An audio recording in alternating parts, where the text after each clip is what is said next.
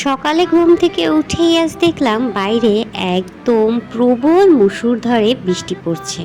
কিছু কিছু ক্ষেত্রে এই মুহূর্তগুলো খারাপ লাগলেও কিন্তু অনেক বেশি ও সুন্দর একটা অনুভূতি দেয়, তাই না? ঘুম থেকে উঠেই আমার সর্বপ্রথম কাজ হলো ফ্রেশ হওয়া, এবং আমি প্রথমে একদম ফ্রেশ হয়ে নিলাম এবং তারপরে আমার জন্য কড়া লিকারে 1 কাপ রং চা বানিয়ে নিলাম। এটা আমার নিত্যদিনের সঙ্গী বলতে পারেন আপনারা। অনেক সময় তো আমি 2 বেলা 3 বেলাও চা খেয়ে থাকি, আর চাটা আমাকে শক্তি দেয়, সারাদিনের কাজ করার ক্লান্তিগুলো দূর করে দেয় যেভাবে, ঠিক সেইভাবে। Hello everyone, it's me Afsana Tumpa. চলে আসলাম আমার নতুন একটি ডেইলি ভ্লগ নিয়ে। আর আপনারা যে যেখান থেকে যেই দেশ থেকে আমার ভ্লগ দেখছেন, অবশ্যই যদি আমার ইউটিউব চ্যানেলে আমার ভ্লগটা দেখে থাকেন তাহলে অবশ্যই আমার ইউটিউব চ্যানেলটা সাবস্ক্রাইব করে দেবেন, এবং যদি আপনারা আমার পেজ থেকে আমার এই ডেইলি ভ্লগটা দেখে থাকেন অবশ্যই কিন্তু আমার পেজটাকে ফলো করে দিয়ে আমার পাশে থাকবেন। তো সকালের সর্বপ্রথম কাজ হলো আমার নাস্তা রেডি করা।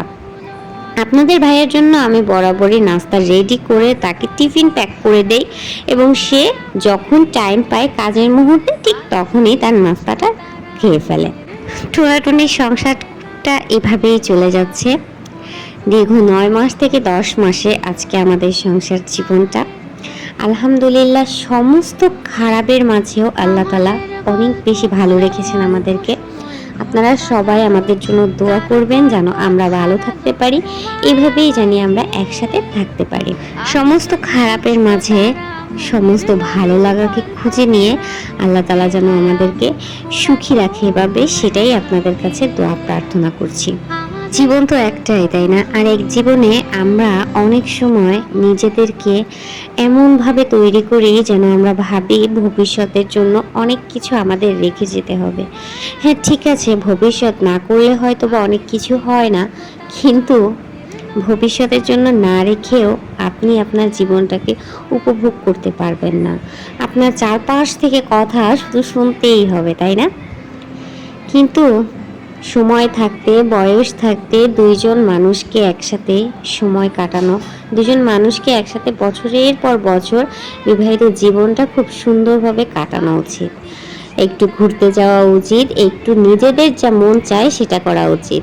আমার কাছে তো জীবন মানে এই সুন্দরতম জীবনগুলোকে একপাশে ঠেলে দিয়ে আমার কাছে মনে হয়, যদি আমার মন চায় আজকে কোনো কিছু রান্না করব না, বা যদি আমার মন চায় আজকে অনেক বেশি খারাপ লাগছে, তাহলে যেন অন্তত পক্ষে ভালোবাসাটা পাই নিজের মতো করে।